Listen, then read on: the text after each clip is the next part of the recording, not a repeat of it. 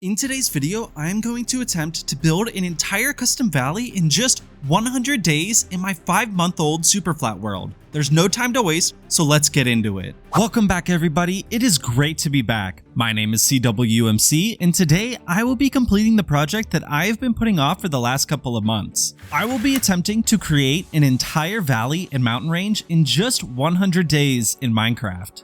I've spent 850 days in this world, and I'm only slightly confident in my ability to accomplish this goal. So if I actually end up doing it and you enjoyed today's video, smash that subscribe button and join our community for more Superflat content. If you've been caught up on the series, you might notice that something's not quite adding up. Well, you'd be right. You see, I recently got an upgrade to my setup and lost all the footage I had due to corrupted files while transferring them from my old laptop. But here's a short recap of what I did. In the footage that was lost, I've managed to make a couple of things, like this build, this kelp farm, this super smelter, and this sheep farm.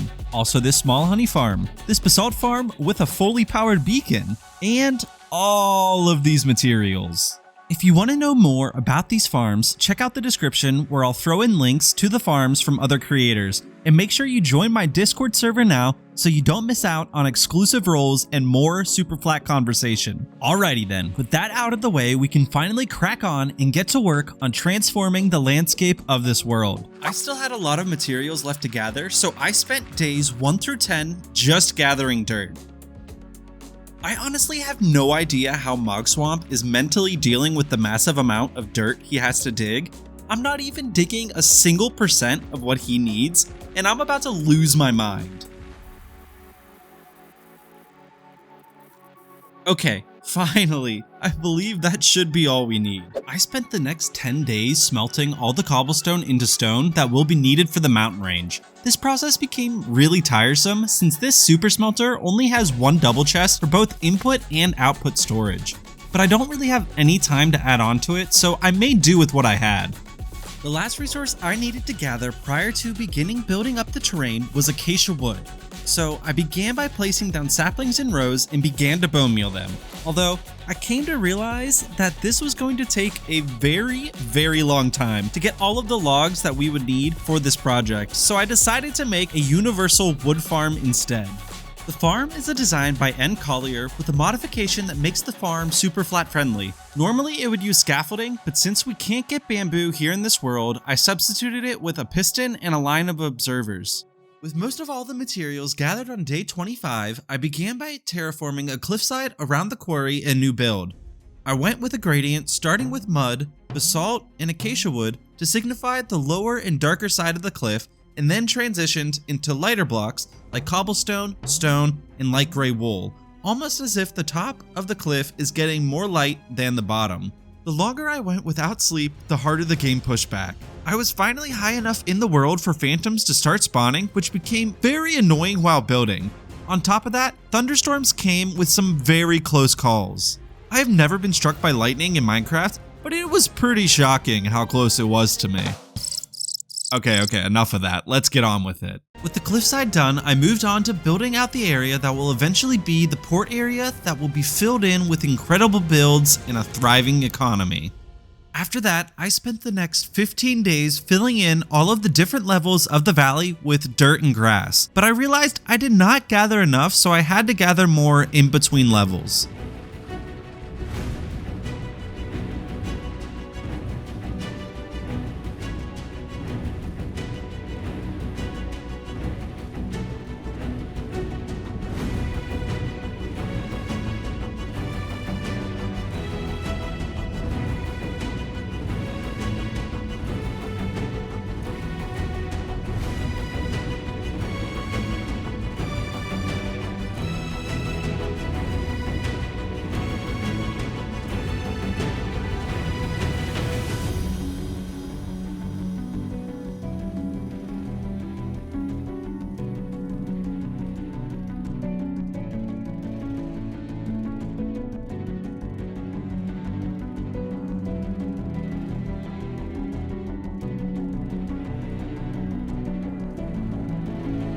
On day 50, I had enough of placing down dirt and decided to move on to connecting the different layers of the valley with small cliffs similar to the one I made earlier. Using the same gradient, I am falling in love with the landscape and I'm super excited to complete this project.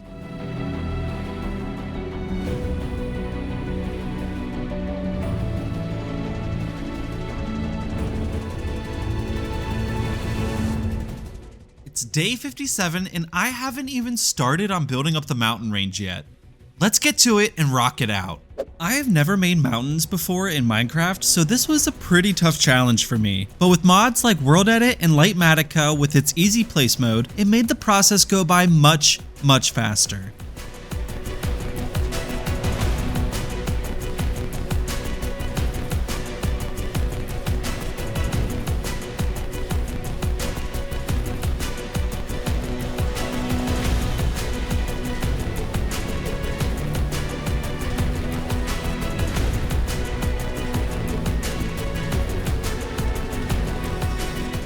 It is day 60 and I still have so much left to do, but I am confident that I will reach my goal once we hit 100 days. As tough as it was to build these peaks, it is so satisfying watching them be built through the replay mod. Let me know if you agree down in the comments, and if you're enjoying today's video, give it a like. It really helps the video be shown to more people just like you that will enjoy Superflat content here on YouTube.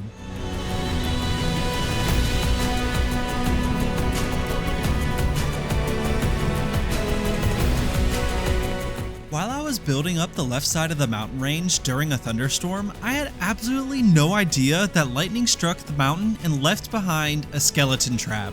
When I came back placing blocks, I had the biggest jump scare of my life. But good thing for me, all of the horsemen except one fell to their demise, so it was pretty easy to take out the last skeleton horseman. With that, I was able to keep the horse, grab a saddle, and temporarily bring it over to the quarry. I'm gonna name you Spectre. Yeah, I like that name. Back at it, it is day 75 and I am nearly done with the mountain range. I pretty much pulled an all-nighter just to finish it because I really did not want to have to wake up again in real life just to place more stone down.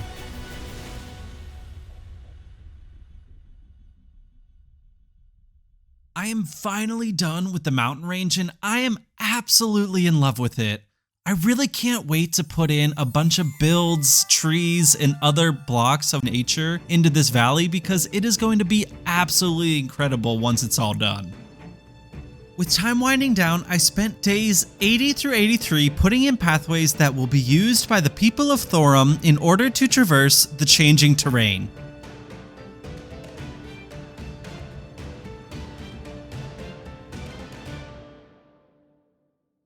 Racing against the clock, I spent the next 7 days building up the beds of the river and lake that will be ever flowing of life and water in the heart of Thorum.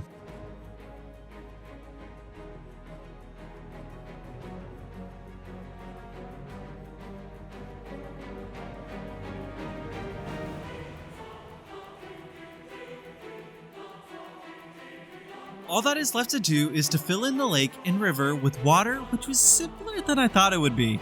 With just 2 buckets of water, I was able to fill in both the lake and river completely. I found it was easiest to start at the very bottom layer of both bodies and then work my way up, and with furious clicking away and much needed luck, I was able to fill in both the lake and river in just under 9 days, which left me 1 day left in this great challenge.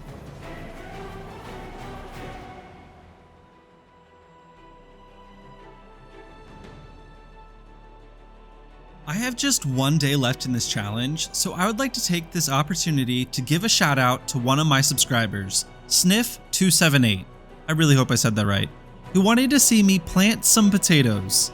I absolutely love taking your suggestions, so if you have anything you would like to see in my world, put your thoughts down in the comments and you might just see your idea come to life. Now that we have everything that we need, let's go and plant us some potatoes.